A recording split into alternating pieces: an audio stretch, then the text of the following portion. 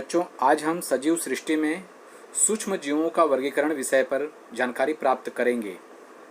जैसे कि पृथ्वी पर पाए जाने वाले सजीवों में सूक्ष्म जीवों की संख्या सर्वाधिक होती है।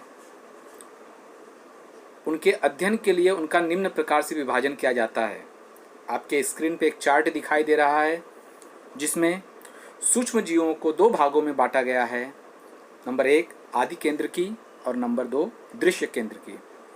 पिछले घटक हमने आदि केंद्र की क्या होता है और दृश्य केंद्र की क्या होता है इसके बारे में पढ़े थे।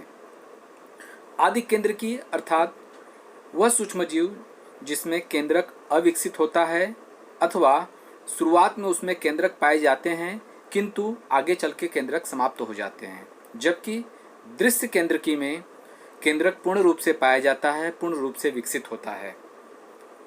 अब हम आदि केंद्र की में जीवाणुओं के बारे में जानकारी प्राप्त करेंगे।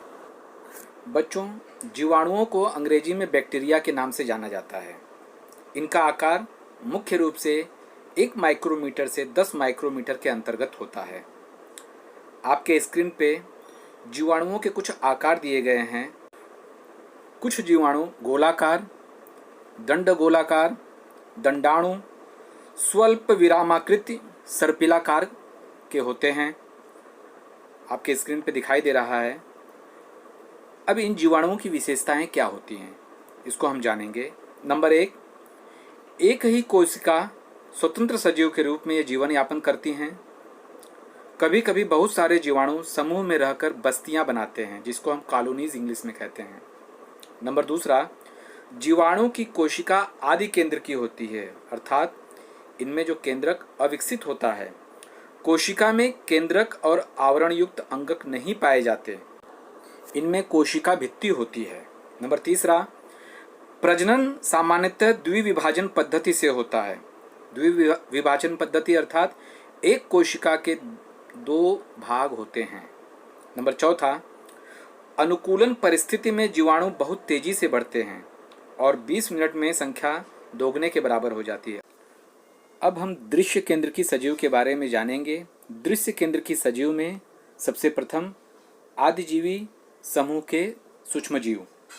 आदिजीवी को अंग्रेजी में प्रोटोजोआ के नाम से भी जाना जाता है।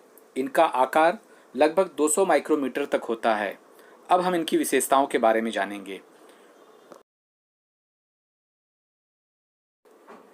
आदिजीवी समूह के जंतु मिट्टी, मीठे पानी तथा समुद्र में पाए जाते हैं।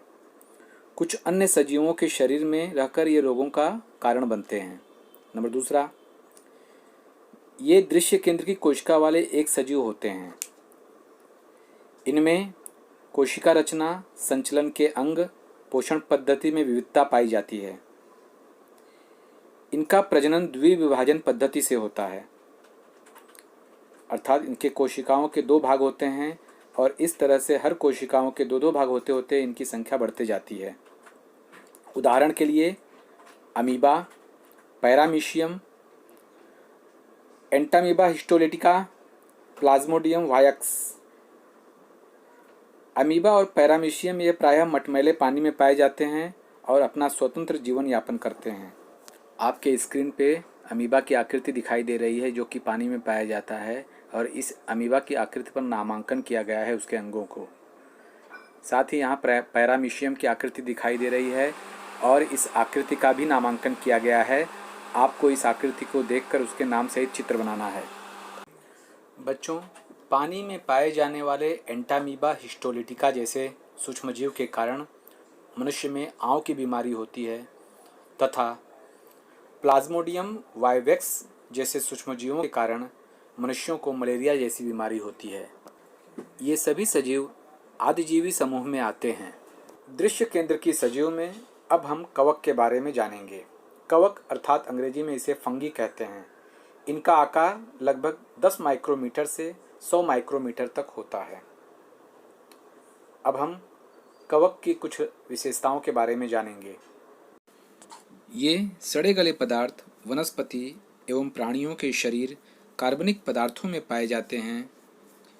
दृश्य केंद्र की एक कोशिकीय सूक्ष्मजीव कवक की कुछ प्रजातियां आँखों से दिखाई देती है। ये मृतोपजीवी होते हैं। कार्बनिक पदार्थों से अन्न अवशोषण करते हैं। इनमें लैंगिक प्रजनन पद्धति पाई जाती है, साथ ही द्विविभाजन और मुकुलन जैसी अलैंगिक पद्धति भी पाई जाती है। उदाहरण के तौर पे ईस्ट, कैंडिडा, मशरूम आदि का समावेश इन प्रजातियों में होता है। बच्चों, दृश्य केंद्रकीय सूक्ष्मजीवों के समूह में अगला घटक है शैवाल। शैवाल को अंग्रेजी में एल्गे कहते हैं। इनका आकार लगभग 10 माइक्रोमीटर से 100 माइक्रोमीटर होता है। अब इनकी हम विशेषताओं के बारे में जानेंगे। बच्चों, कुछ शैवाल हमें आँखों से दिखाई देते हैं और बहुत सारे ऐसे शैवाल होते हैं जो हमें निरीह आँखों से दिखाई नहीं देते हैं। उन्हें देखने के लिए सूक्ष्मदर्शी यंत्रों का उपयोग करना पड़ता है। ये शैवाल पानी में बढ़ते हैं। दूसरा, यह दृश्य केंद्रकीय, एक कोशिकीय, स्वयंपोषी सजीव होते हैं। इनमें हरित लवक पाया जाता है और ये प्रकाश संश्लेषण की क्रिया से अपना भोजन तैयार करते हैं। उदाहरण के लिए यूग्लिना, क्लोरेला, क्लेमिडोमोनास। आपके स्क्रीन पे शैवाल की कुछ आकृतियाँ दिखाई दे रही हैं। आप इन्हें अपने कॉपी में बनाएंगे भी। बच्चों, अब हम विषाणुओं के बारे में जानेंगे। विषाणुओं को अंग्रेजी में वायरस कहते हैं। वायरस का आकार लगभग 10 नैनोमीटर से लेकर 100 नैनोमीटर तक होता है। ये अति सूक्ष्म होते हैं। आजकल हमारे आसपास पूरे संसार में कोरोना नामक वायरस सभी को जकड़ रखा है। लोग घबराए हुए हैं, लोग घरों से नहीं निकल रहे हैं। ये इतने खतरनाक होते हैं। विषाणुओं को सामान्यतः सजीव नहीं माना जाता है, या वे सजीव निर्जीव की सीमा रेखा के मध्य हैं, ऐसा कहा जाता है। परंतु इनका अध्ययन सूक्ष्म जैव वैज्ञानिक अर्थात माइक्रोबायोलॉजी में किया जाता है। इनकी विशेषताओं में सबसे पहली विशेषता है, ये विषाणु अति सूक्ष्म अर्थात जीवाणुओं की तुलना में 10 से 100 गुना छोटे होते हैं।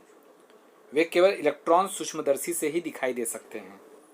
बच्चों, आपके स्क्रीन पर कुछ विषाणुओं के चित्र दिखाई दे रहे हैं। इनका निरीक्षण करें और आगे इनकी विशेषताओं के बारे में हम जानते हैं कि ये स्वतंत्र कणों के रूप में पाए जाते हैं। ये डीएनए अथवा आरएनए से बना हुआ लंबा अणु है जिस पर प्रोटीन का आवरण होता है। डीएनए अर्थात बच्चों डीऑक्सोराइबोन्यूक्लिक अम्ल और आरएनए अर्थात राइबोन्यूक्लिक अम्ल। तीसरा, वनस्पति और प्राणियों की जीवित कोशिकाओं में ही वे रह सकते हैं और उन कोशिकाओं की सहायता से विषाणु स्वयं के प्रोटीन बनाते हैं और स्वयं की असंख्य प्रतिकृतियां निर्माण करते हैं। इसके बाद पोषक कोशिकाओं को नष्ट करके यह प्रतिकृतियां मुक्त होती हैं और ये स्वतंत्र विषाणु पुनः नई कोशिकाओं को संक्रमित करते हैं। चौथा, विषाणुओं के कारण वनस्पतियों और प्राणियों में विभिन्न रोग होते हैं। बच्चों, इस प्रकार हमने सूक्ष्मजीवों का वर्गीकरण किया और सूक्ष्मजीवों के बारे में बहुत कुछ जाना। अब हम इस पाठ से संबंधित कुछ स्वाध्याय के प्रश्न हल करेंगे। आपके स्क्रीन पे स्वाध्याय के प्रश्न दिखाई दे रहे हैं।